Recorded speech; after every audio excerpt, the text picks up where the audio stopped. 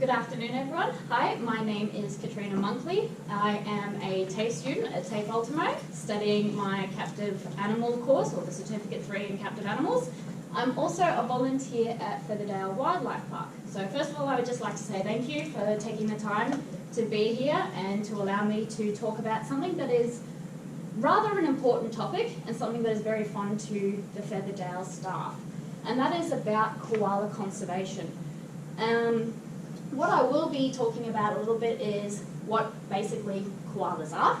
So I'll give you an overview of what the whole conversation will be about. So we will go through koala basics, what the taxonomy is. So that's where we go through what the families are, the orders, where they exist in the animal kingdom. I'll talk about the habitat, so where you will actually find koalas. Then I will go into where they are defined in the threatened species list under the IUCN red listing. And then we'll talk about the actual conservation itself. So what threats are there out at the moment against koalas, and what conservation groups are there, and then we'll have questions at the end. If you obviously have something that's really confusing you, please feel free to raise a question there, but otherwise try and keep questions to the end as much as possible, because hopefully I'll answer your questions before we even get to the end of this topic. So what is a koala? Sadly, I could not bring one of our favourite koalas, Archer, from Featherdale with me today, so you have Jack. Oh. Say hi, Jack. So, what is a koala? Koalas, unlike the common term of koala bear, or as some people like to joke about them being drop bears, are not actually a part of the bear family. The closest that they come to bears is probably being in the class of the Mammalia, which is basically your mammals. The next series down, the order, the Diprotodontia, don't even know if I said that right, but that's the best I can do, they're more closely related to animals such as possums, wombats, and kangaroos. When you then go down to the family and the genus, you'll actually see that unlike other animals like the wombat, the koala is the only species in that family and in that genus, which makes it a rather unique animal. It is kind of one of a kind, essentially. So it is therefore a unique species, and as you know, it is an Australian icon. So where in Australia is it found? This is the habitat of where koalas are situated within Australia. Their natural habitat is this sort of orangey brown section that you see here. They were introduced later down towards Kangaroo Island and the Adelaide area around 1924.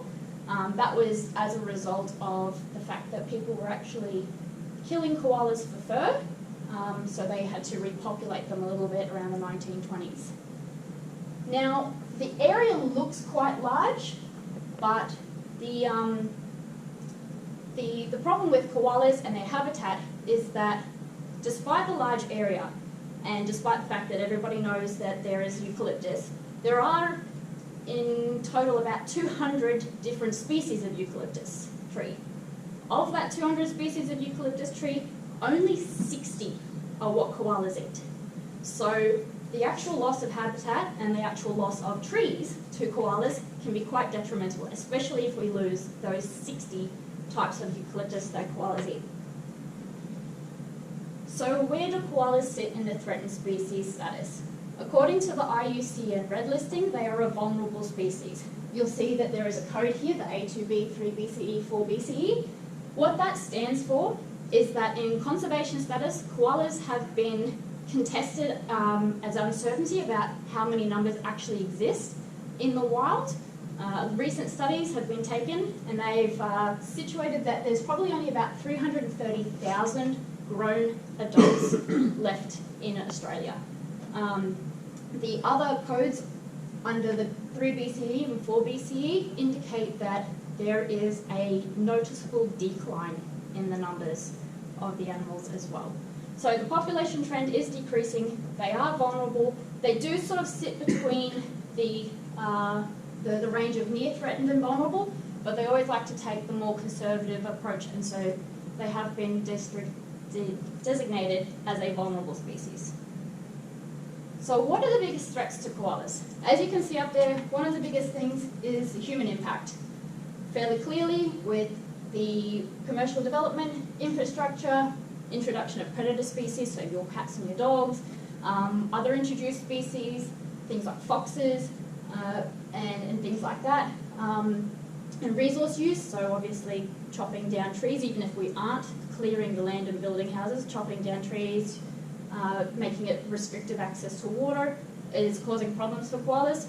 Obviously, you might know the saying, "No tree, no me," from the old days when they used to advertise the Save the Koala Foundation. Then there's also just natural disasters, so fire, drought, climate change. All of those are pretty much impacting where koalas can get food, where they can live safely without threats around them, and where they can raise their young. So what are we doing about it? There are a number of conservation groups. Some of them you might know. As I said, I mentioned one before. The Koala Foundation, "No tree, no me." They've kind of changed their whole slogan and saying. You don't really see that around anymore. There's other groups, government groups, and then there's obviously a number of wildlife parks. I haven't put Featherdale up there, so I'm already representing Featherdale in this instance, but there are a number of organisations that do help. And what do they do exactly? Some of these groups just look at habitat and mapping of habitats, so we have a better idea of where populations are, so we can keep tracks of them. Others are actually looking at doing protection acts, so this includes creating government policies and government laws which make harvesting of certain types of eucalyptus or clearing of land illegal in certain areas, so that we can actually keep the habitat and the areas for the koalas safe. Building knowledge and education, so having conversations like what I am right now with the public, so you are aware of what is going on and how you can potentially get involved if you are interested. There's fundraising conservation days, so raising funds for other koala institutes or fundraising for research and that sort of thing. And then there's koala lifelines, so treating sick and injured koalas. So that's fairly much straightforward how we are helping to protect our koala species. So I want to highlight, they are vulnerable, they are in decline, they do need help from us, and they are threatened by us at the same time. We do have a number of conservation groups that obviously do fundraising, research, trying to get government policies out there. But that's pretty much koala conservation in a nutshell. Are there any questions? No.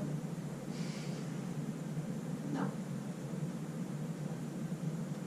So lastly, I would just like to say thank you very much for taking the time to have me sit here and discuss this with you. I understand that it's a lot to take out of your day.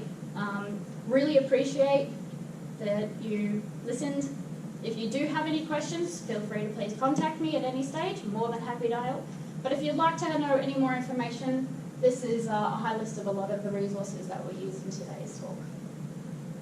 Thank you. Thank you.